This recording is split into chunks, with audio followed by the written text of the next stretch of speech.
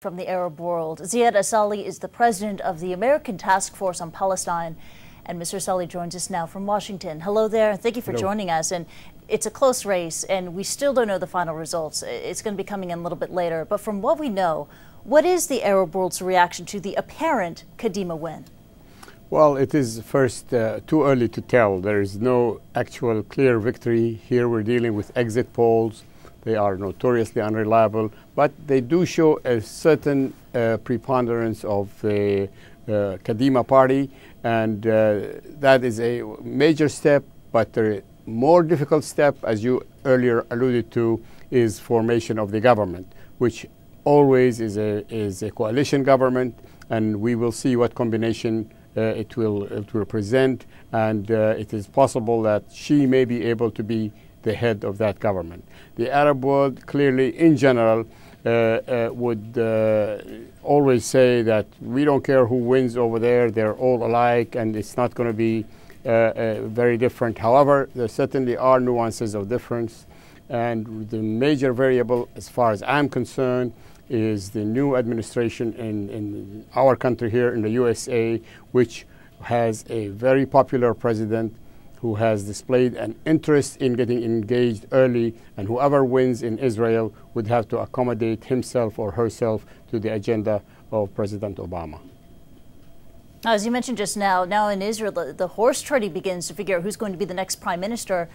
Who does the Arab world want most to become the next leader of Israel?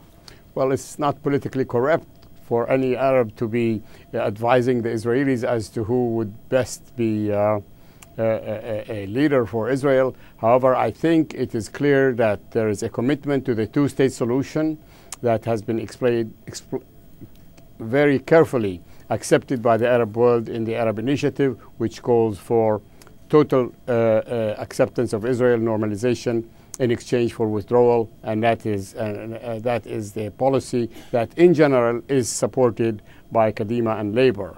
I do not believe that Mr. Netanyahu himself or the party that he represents have committed quite as clearly to a two-state solution. Is there discussion in the Arab world about how Kadima as a party could change, especially given the results of this election so far? We've seen a strong showing from right-leaning parties. Could we expect to see a more hawkish right-leaning Kadima? Well, actually, this tells us that the Israeli public is more right-wing and more hawkish, even to the right of Kadima, which essentially also is a right-wing party. So there is a right-wing shift.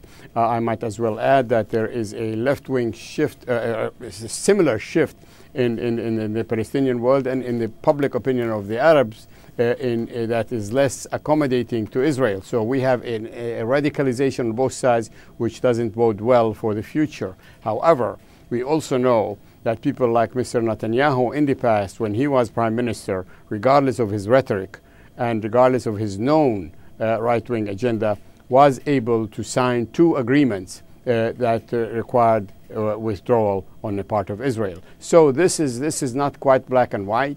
This is a gray situation, and we will see at the end how much influence a new administration in this country would have with the management of the new prime minister and his team in Israel. Now, I want to fit in just one more question about the ultra-nationalist Avigdor Lieberman. This politician, he built his campaign around calling Israeli Arabs unpatriotic, and he had a very strong showing in this election. Does that worry Arabs? Well, he is a new kind of a creature in the Israeli politics. He is for two states, but he is for two ethnically different states. Like, he wants the Arabs to be in one state and the Jews to be in the other state. And he is a secularist also. He's not exactly a religious figure. He did receive clearly some significant support, perhaps from young people and people who are not religious and people who are perhaps racist even. We will see how long-lasting his role would be in politics, whether he will be in the mix, whether he'll be in a position to actually favor one leader or the other as to who will head the next coalition. But in general, this radicalization, this extremist tendency in the Israeli society would have to be contained by more rational and more sober politicians who would have to be part of the international consensus that's emerging for resolving this issue. All right, Ziad Asali, President of the American Task Force on Palestine, thank you for joining us here on CNN.